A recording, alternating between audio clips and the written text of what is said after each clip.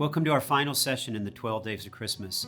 And in this particular instant, we're going to look at the story of the wise men, or the magi as they're referred to in our Bibles. And though they don't really take place at the time of Christ's birth, they take place after he was born, we remember them in the Christmas story, and they teach us some vital lessons to understand about who Jesus is. Now, we'll pick up the reading there in Matthew chapter 2, verse 1. Now after Jesus was born in Bethlehem of Judea in the days of Herod the king, behold, wise men from the east came to Jerusalem, and they were saying, "Where is he who has been born King of the Jews? For we saw his star when it rose and have come to worship him." Verse 9, note this. After listening to the king, they went on their way. And behold, the star that they had seen when it rose went before them until it came to rest over the place where the child was. And when they saw the star, they rejoiced exceedingly with great joy. And going into the house, they saw the child with Mary, his mother, and they fell down and worshipped him. And then opening their treasures, they offered him gifts, gold, frankincense, and myrrh. And being warned in a dream not to return to Herod, they departed to their own country by another way. Now, there's a number of things that mark the story of the wise men in the Christmas story, but I just want to give you two. One is their focus, and one is their humility. Now, think about this for a moment. They came into an environment where there was much activity, and yet they were focused on just finding the baby king that they came to worship.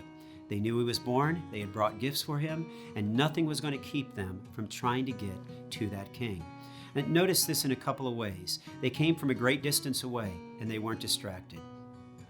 That's a great challenge to us, isn't it?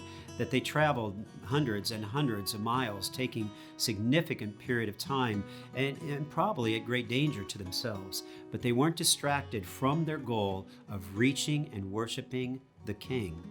They entered Jerusalem with significant attention again. They weren't distracted. They didn't stay and hang out with Herod. They didn't visit the temple. They didn't say, "What else can we see while we're here in Jerusalem?" Instead, they just said, "Where is he who has been born King of the Jews?" And note this as well. Their focus didn't mean that they didn't have faith. That is, sometimes when we're focused on something, we say, "I can't look at anything else. That's my goal." We know that they had faith because they traveled hundreds of miles and they left Jerusalem by faith, walking to Bethlehem. They knew the city, the village, but they didn't know where the Christ child was residing in the city. But they walked by faith, and immediately when they stepped out of Jerusalem, the text says that they saw the star again. They rejoiced and followed.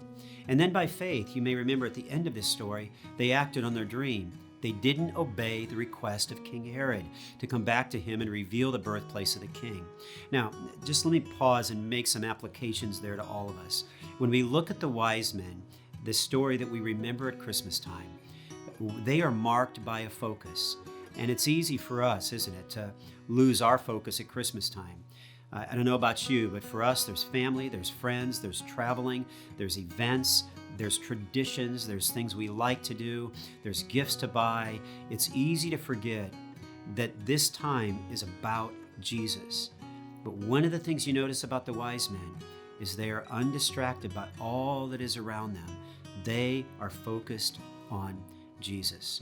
Now, there's one more thing I like to see in this text, and that is that they had a certain level of humility.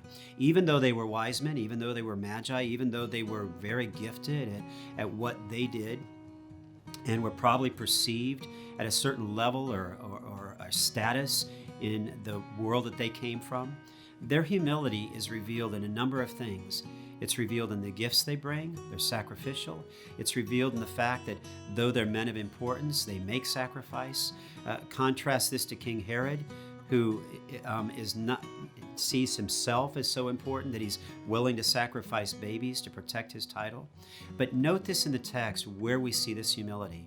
They come to worship Jesus and bring gifts. In Matthew 2:11 we read, "And going into the house, they saw the child with Mary his mother. They fell down and worshiped him. And then opening their treasures, they'd offered him gifts, gold, frankincense, and myrrh."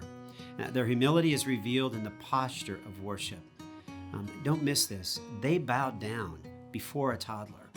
Recently, my family and I had the chance with another family to visit an outdoor nativity scene. And there were live actors and various people who would interact. You'd see the angels lift up off the ground. You'd see Jesus at a different stage in his life. But I was most fascinated by this scene where the wise men came to where the toddler, where baby Jesus was. Now remember, we know from the text that they came to a house, so they're not in the stable anymore. And we know that when Herod attempts to execute children 2 years and younger, that Jesus could have been up to 2 years old at this stage. So watch this. In this particular nativity scene that we were watching, the wise men came, 3 of them, walked a short distance into the light where we were watching this outdoor nativity, and Mary came out of the house that she was in with the little boy who was obviously probably her son, a toddler, and she put him down. And I watched this little 3-year-old or 4-year-old child walk over to the gifts that were there. He picked them up, he laughed, he giggled, and then he ran the other way. And I was just thinking again, that is so toddler-like. And then I watch as these grown men bow down and worship. And I was thinking, wow, that takes such humility, doesn't it? That here is this toddler who is kind of distracted and doing what toddlers do, and here are these men worshiping. It's a great reminder that they bowed down to worship, demonstrating their humility. But their humility is revealed as well in the gifts that they bring. They were sacrificial, men of importance, but they made sacrifices. And you just want to remember, when you look at the wise men, how different they are than King Herod, who is willing to kill his own sons in order that he might hold his position of authority. These are men who are willing to leave their position of authority so that they might worship the true and living Son. May God this Christmas help us have an understanding, both a focus on Christ, not all the other things that are going on, and an attitude of humility and worship of the true and living Son of God.